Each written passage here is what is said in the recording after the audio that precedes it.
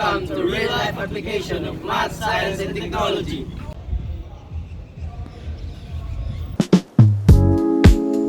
And now let's talk about the introduction to physics. Physics is the study of matter, energy, and them that shape the universe.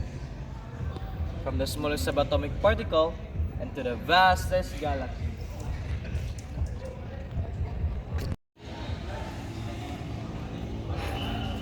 Does physics have something to do with our everyday life?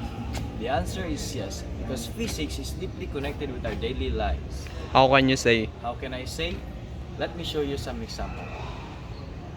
First is sports.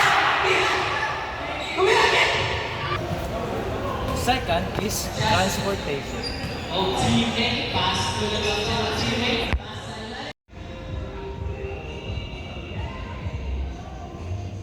Lastly is climbing.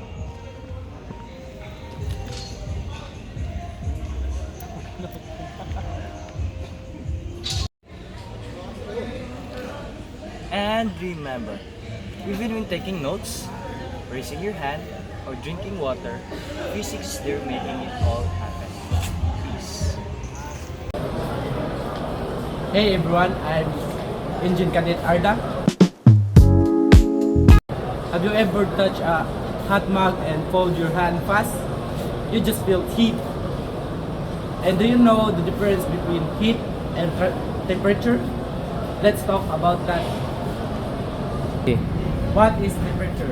Temperature is a measure of how hot or cold something is based on the average speed of its tiny particles, atoms or molecules. The faster the movements means higher temperature.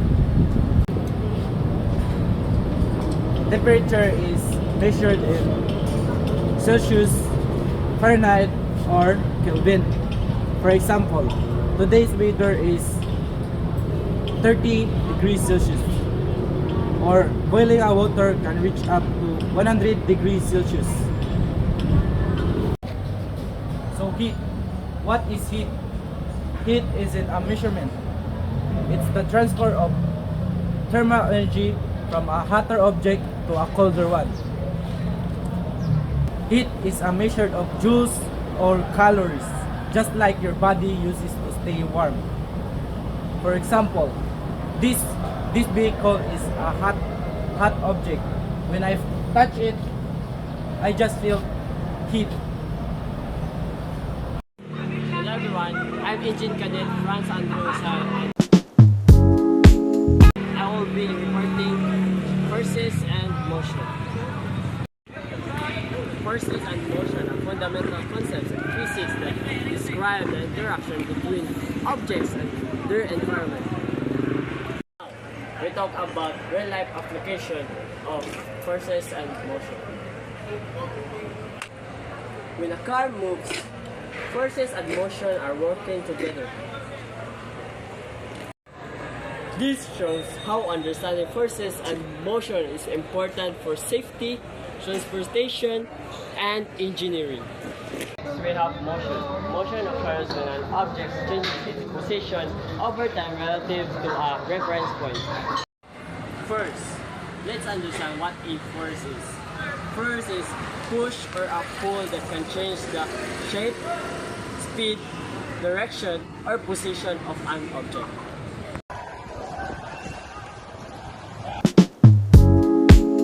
The Caminati describe the motion of objects by analyzing their position, velocity, and acceleration over the time, without considering the process, the cause, and the motion about kinematics.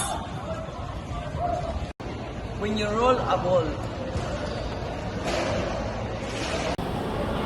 Ever wondered why a water in a glass doesn't slosh around? Hi, I'm Engine Cadet G. Bajao, and I'm tackling fluid statics, a science of fluids at rest. Take a block of floating ice. The upward buoyant force from the water equals the weight of the object. It balances out, and it stays put. That's equilibrium. Pressure also increases with depth. That's why your ears pop underwater. The deeper you go, the more water pushes on you.